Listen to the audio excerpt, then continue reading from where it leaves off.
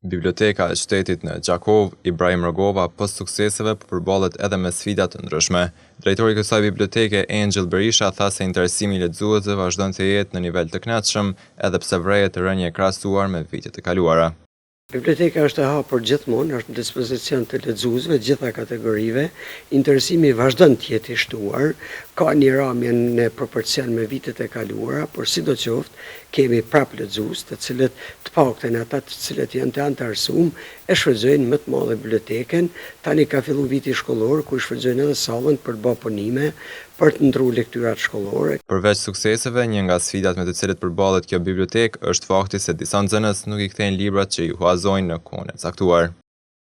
Ka libra të cilët i kanë vonuar apo kanë qenë për pushime, ka që i kanë harruar me i kthy dhe kemi filluar të i thirrim me telefon apo të i kontaktojmë nëpërmjet adresave. Ky është një defekt që ne përcjell me vite të tëra, mirë, po besoj që deri në fund vitit do të arrijmë të mbledhim, po gjithmonë shfrytëzojmë rastin, bëjmë një thirrje për të gjithë ata lexues që nuk e kanë kthy librin sa më para të kthejnë librin, se ai libër prangoset që të mos e merr dikush tjetër me lexu. Ndër të tjera, drejtori Berisha tregoi edhe statistikat lidhur me nxënësit që nuk i kanë kthyer librat. Mund të jetë deri 500 nxënës në të dy regjistrimet, dhe për të rritur dhe për të vegjël, por me që jem ka fundi vitit do t'i mbledhim edhe ato.